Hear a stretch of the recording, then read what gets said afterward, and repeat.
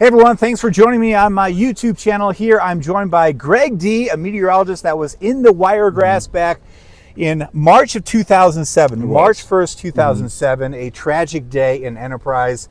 What was it like that day covering that storm on the air?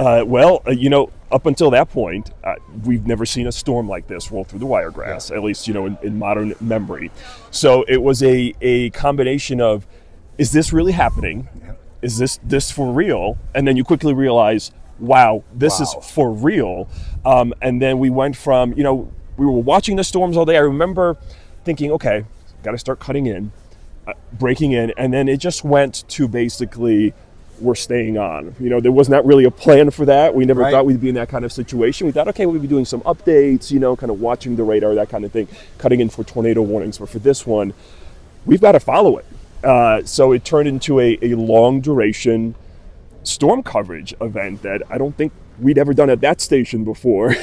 When did you find out that the high school was hit and we had potential fatalities before you actually knew for sure? So I was the only meteorologist on duty at the station. I was the one meteorologist back in the day. One man show. This was very typical for a smaller TV market.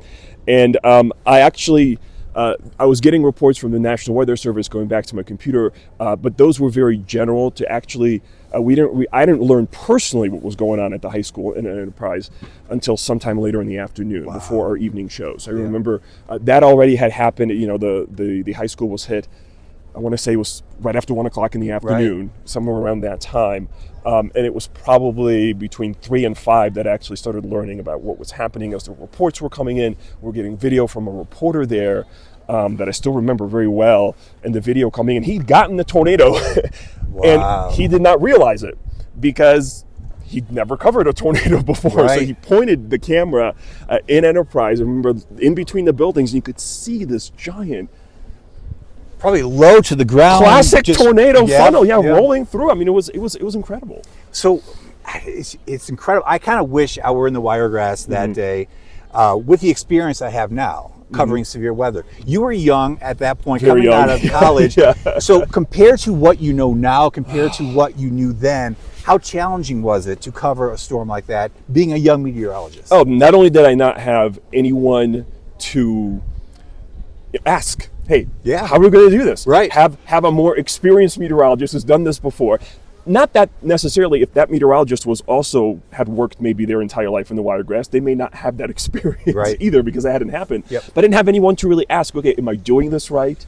So you kind of got to run with your gut. You got to run with your gut. This is what I need to be doing. This is how we're going to handle it. This is how we're going to cover it. We didn't have live radar at the station at that time. It was a hobbled system. I was using some software that I had downloaded, older software that an engineer had kind of hobbled together to be able to put on the air. And it proved extremely effective. You look back now, it's been, 18 years since that happened. You look at your career, how do you place that day compared to everything else you've seen? You're in Tampa now, you've seen a lot of stuff since then, but where do you place that day in your career? It was a defining moment, I think, very early, and I think I can only look back to it and see that as that. The next market I went to after that was Little Rock, Arkansas.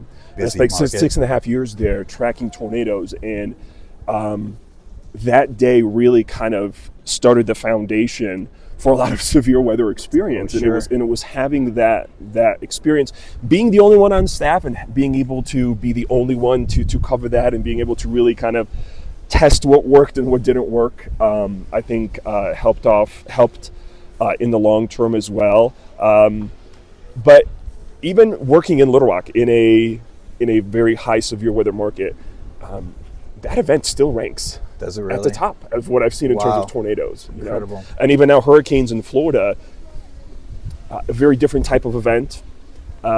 Most people that experience a hurricane just see wind and rain. They're not as, the impact is not as focused as a tornado, the intensity of it, the destruction of it. It still ranks at the top. If you could go back and tell your younger self one thing to do that day that you didn't do, what would it be? Oh my goodness. One thing. One thing. Yeah, right. Of all the things. Right. I think trust your gut. Yeah. Don't second guess yourself. I think the whole time I was second guessing myself. Should I go on? Should I do this? I was making the right decisions, but of course I didn't know that at that time. Yeah. Experience is something else. It really is invaluable. You can't. It's something you can't buy. Yeah. You have to have that experience. Yeah. Right. I mean, there's a million things I would tell my younger self when I got into Oh my goodness. the career. Yeah. Greg, thank you so much for joining us. Appreciate Really your a insight. pleasure. Yeah, thank you. Absolutely.